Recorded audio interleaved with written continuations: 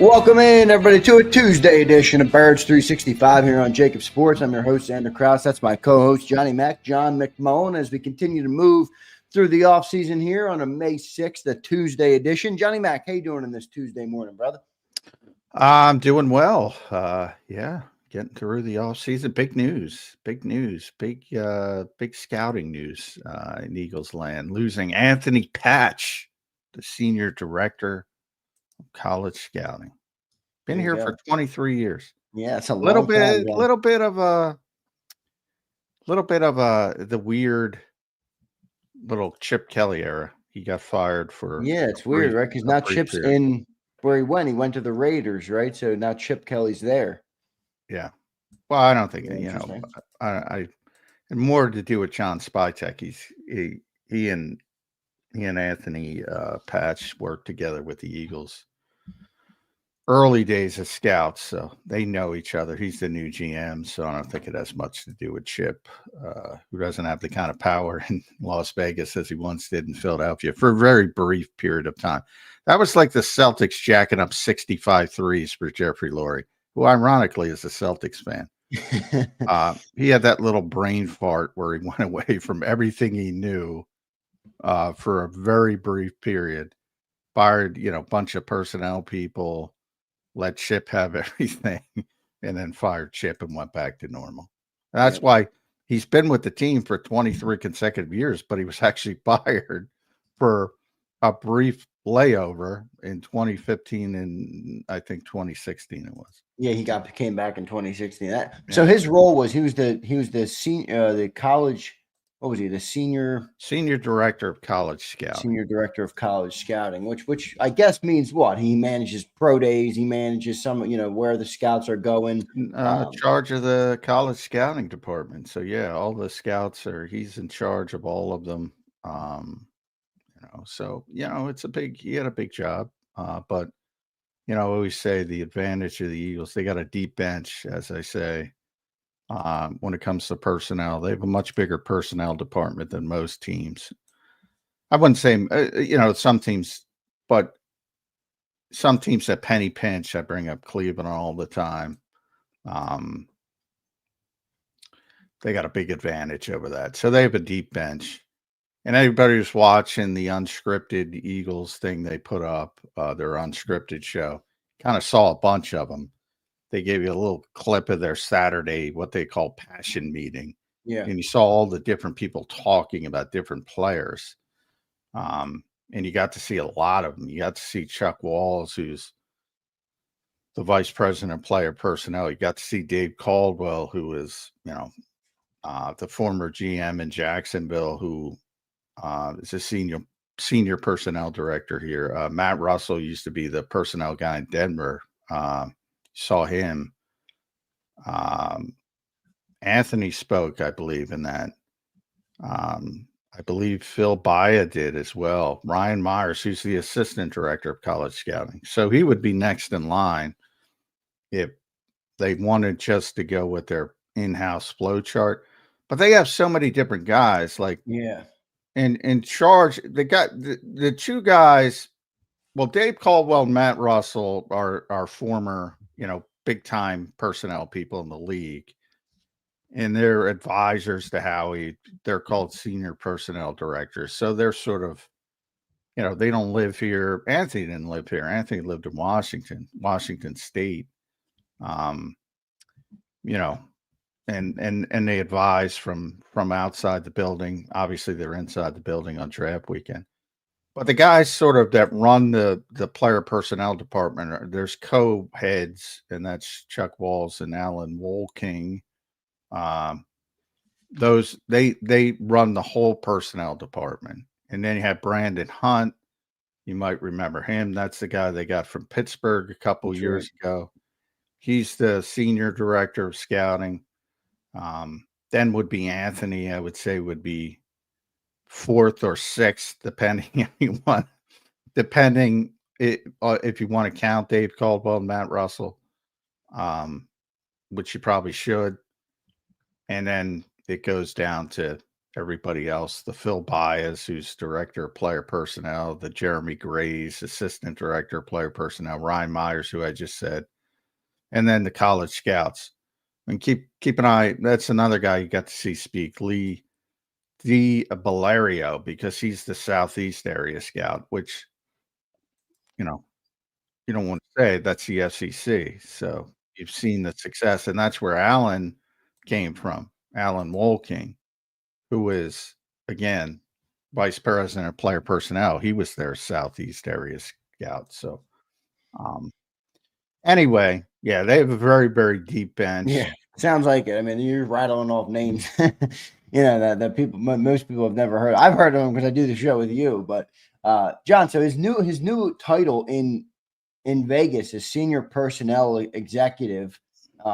Again, you mentioned he was the senior director of college scouting here. So I would presume he got a little bit of an upgrade, maybe in pay and maybe in role. Why does the team let a guy like this walk out? Is it simply because they don't have any room to promote him? Do they not care that much because they got so many people? Why not keep a guy who's been here for 23 years? They years? kept him for 23 years. Yeah. I mean, one of the problems with having an entrenched general, and you've already seen it in the recent past with Brandon Brown, Ian Cunningham, even Jake Rosenberg from a business perspective, guys reach a ceiling. Yeah, well, listen, Howie's part of that because he's got 20, he's got a GM here and he's not going anywhere. So people know that. Exactly. Yeah. So, I mean, some people realize they have to go outside the organization to maybe take that next step in their careers.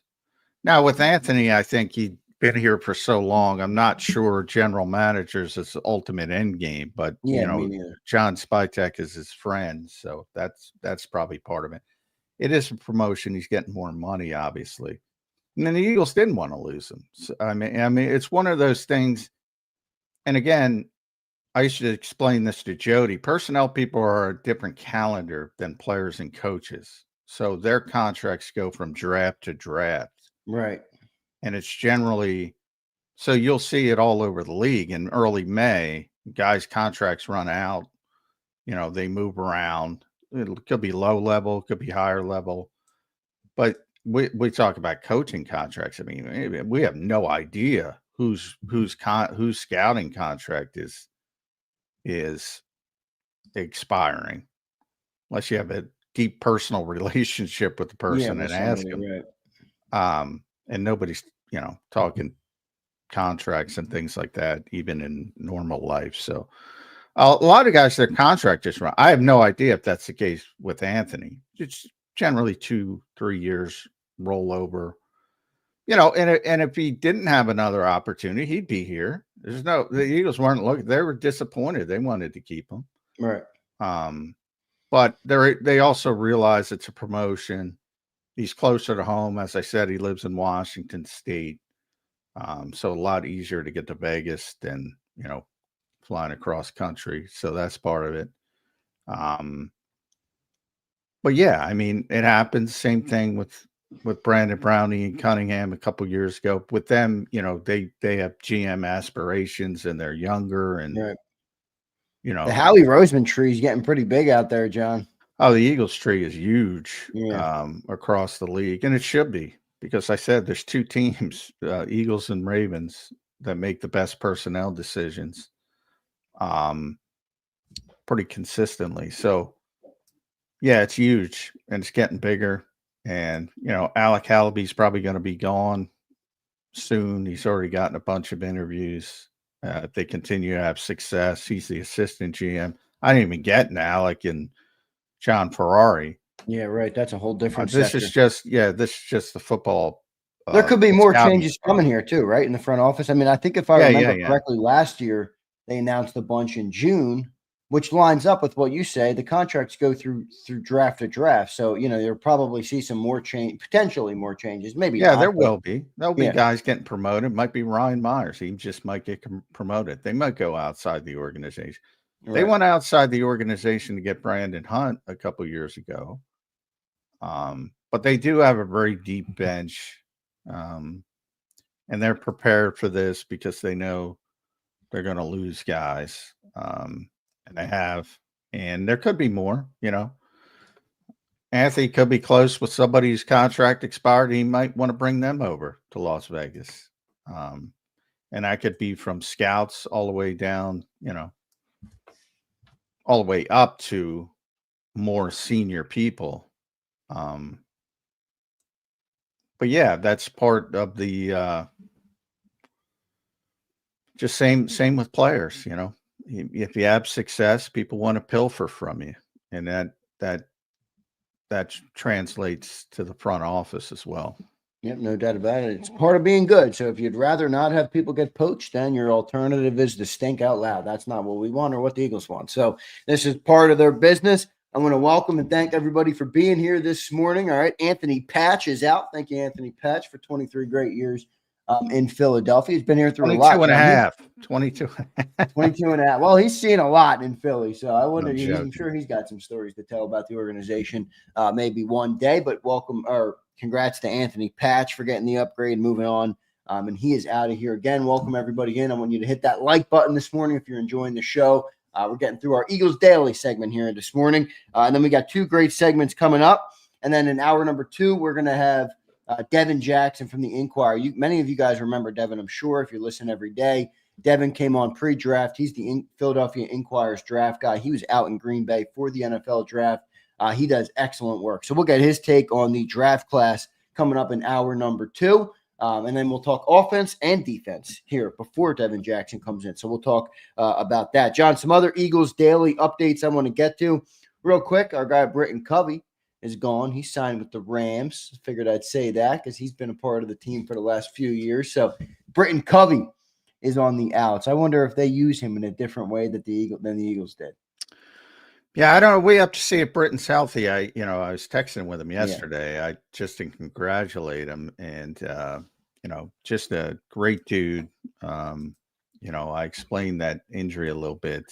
He was having trouble gripping the football, so that was sort of dangerous. But evidently, he's good enough to be cleared by the Rams. So good for him. I thought it was ironic on the day that the Eagles lose Anthony Patch, Britton signed elsewhere, because he's one of those success stories, undrafted, coming out of Utah, undersized, turns into a difference-making punt returner. He was the best punt returner in football in 2023.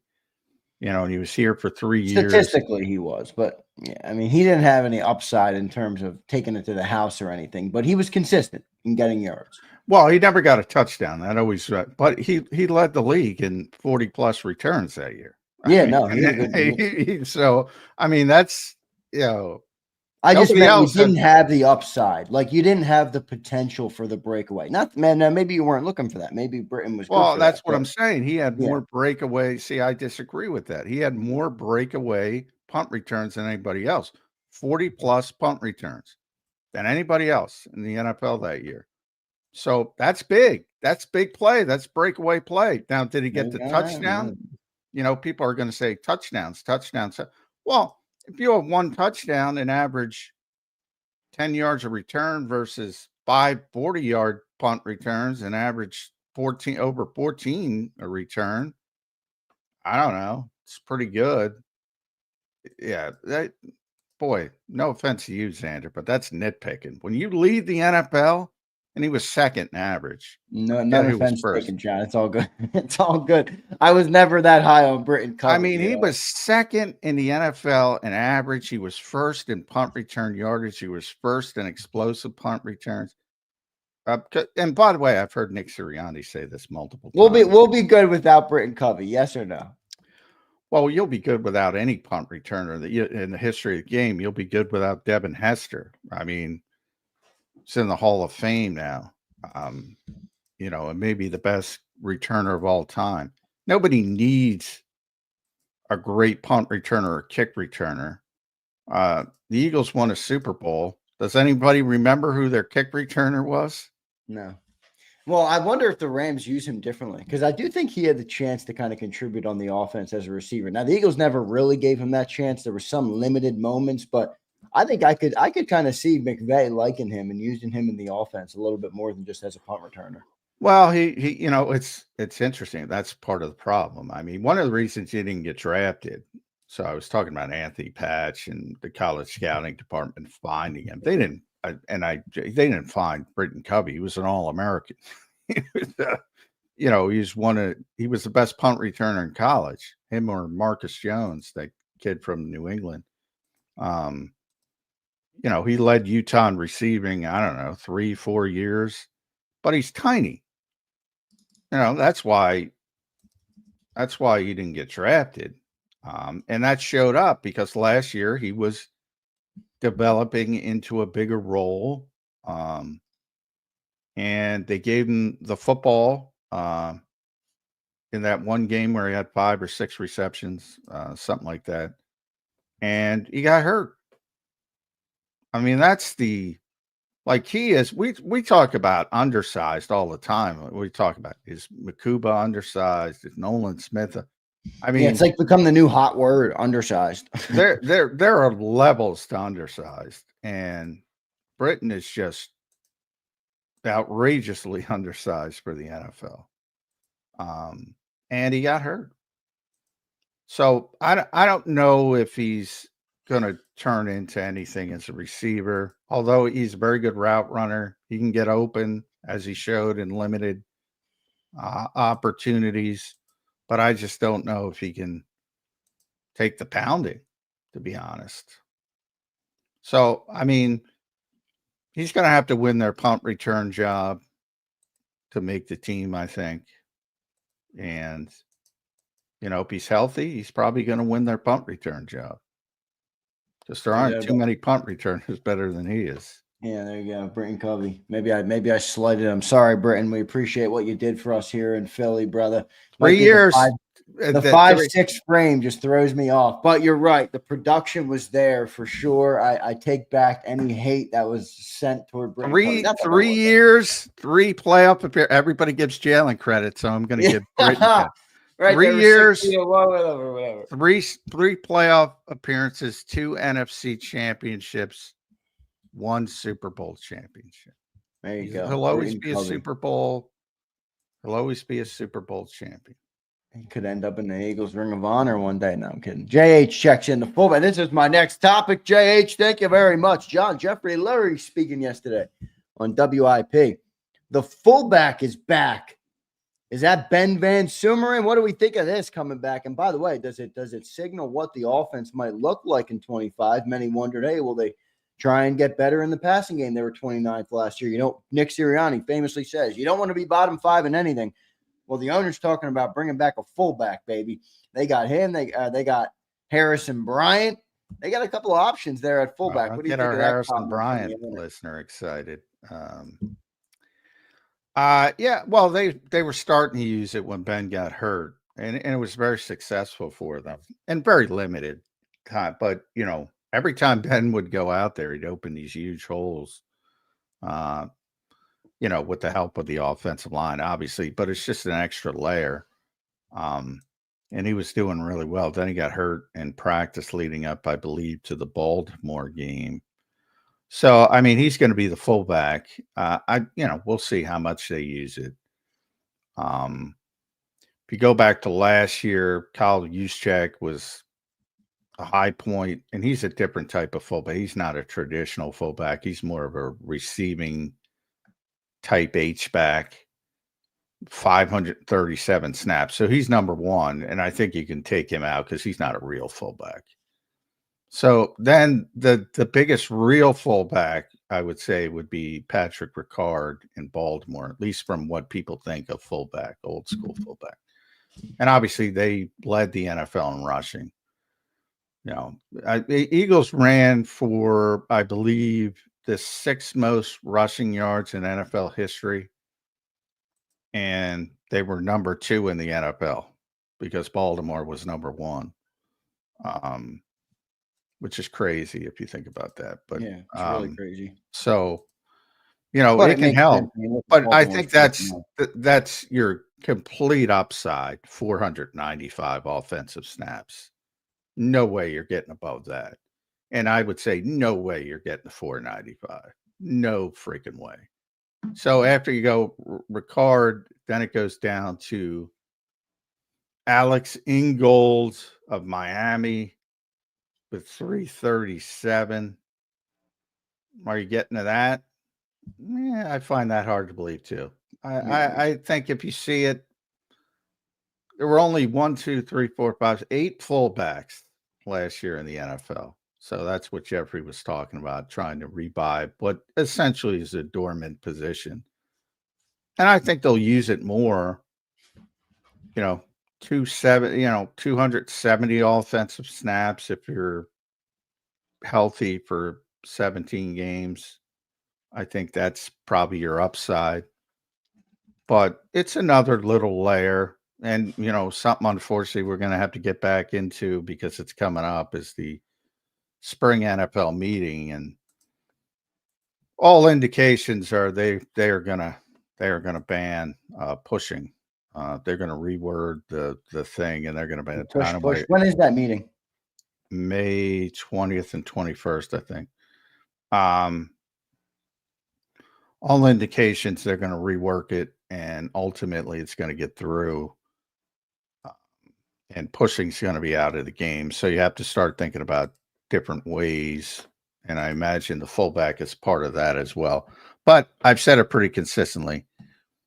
If the Eagles do a conventional quarterback sneak, they're going to be just fine. Just fine. But we'll see another reason to throw it in the mix. Plus, Ben was doing it really well. And you have to see if Ben is healthy, if he's the same guy. Very serious leg injury.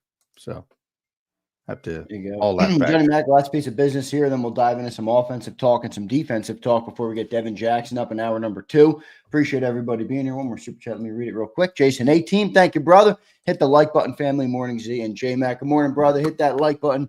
18. We appreciate the super chat. John, the other thing that happened was the Met Gala. Our boys were there. Saquon Barkley and Jalen Hurts. Jalen was. There's a lot of football players this week, but what'd you say? There was a lot of football players in general. Football players. I'm like, what is going on? Yeah, I don't remember this being like this big in the sports world. There were a ton of football players. I saw, as well as Jalen and Saquon, I saw Jefferson was there. Diggs was there. Yeah, Diggs. I saw a bunch of people. Joe Burrow was there. Burrow was there. I'm like, what is going on? What did I miss? But anyway, yeah. Chance to dress up in some goofy outfits and have a good time. Have a good time with the. No scheduling conflicts kept Jalen from. There we go. There it is. All the Jalen. It's no scheduling conflict this week. I find the Philadelphia fan base so interesting sometimes. I'm like, if you dare say, hey, you know what? He's got to improve a little bit about this on the field. You are enemy number one. If you say, well, if he's at the Met Gala, he's got to be at the White House, or if he's at the Met Gala, he's got to be at AJ's engagement party. Then you're full clear. You're good to go. I mean, it's bizarre to me. It's like, who gives a shit? I think you can say all the above. I got no issue with any of the above. I mean, the reality is the team was bottom in the league in passing last year. Do you want to live with that or not? That's a fair thing to say. Why is that not fair to say? I've been saying it since day one. It's incredibly fair. I just find it ironic. People get really upset by that.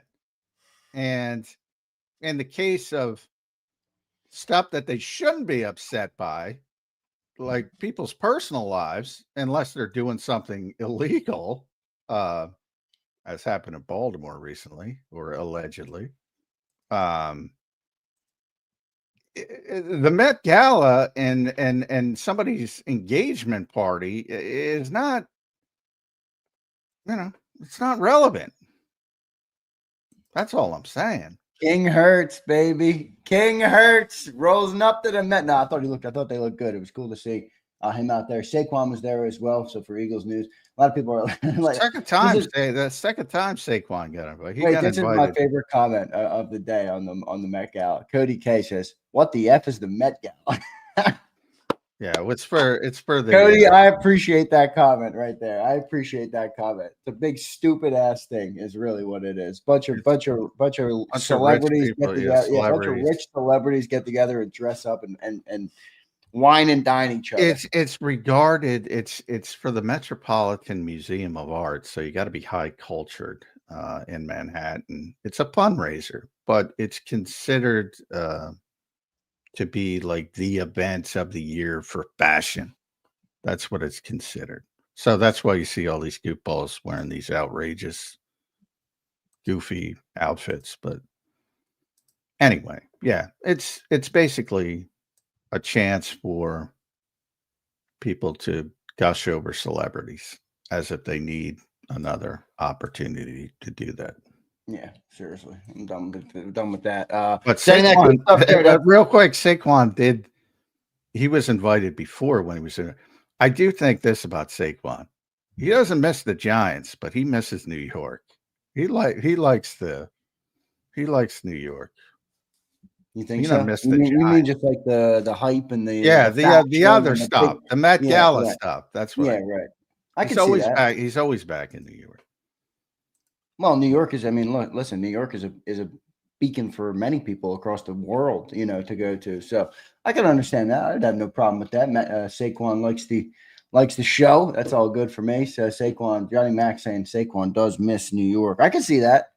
Well, I can see that. I have no problem with it either. I get, he likes the celebrity part of it, which is fine. Nothing wrong with that. But that's the second Met Gala. He's a regular. Diggs had a dress on. I don't know what's up with men dressing like women nowadays. Is that's like a new culture thing or something? I don't know. I don't know what. Check out Jefferson. I don't know what he was wearing. I didn't see that. The only two I saw really were Jalen and. Well, if you're a wrestling fan, he's dressed like Seth Rollins, who does that wild shit. Yeah, he had this big puffy thing on. I don't even know what's going on. But that's the whole point of it. You're supposed to. Whatever the current fashion trend is in the fashion world, you're supposed to have a theme every year. I don't know what the theme was. If it was puffy shirt like Seinfeld, I don't know. But they have a theme every year. Then you're supposed. It goes back to that corny get together that we talked about with these rich celebrities all dressing goofy and whatever they call it fashion. It is what it is, all right. And then they'll sell it for like $18,000 per T-shirt and store. Oh yeah. There we go. We'll move on. Johnny Mac.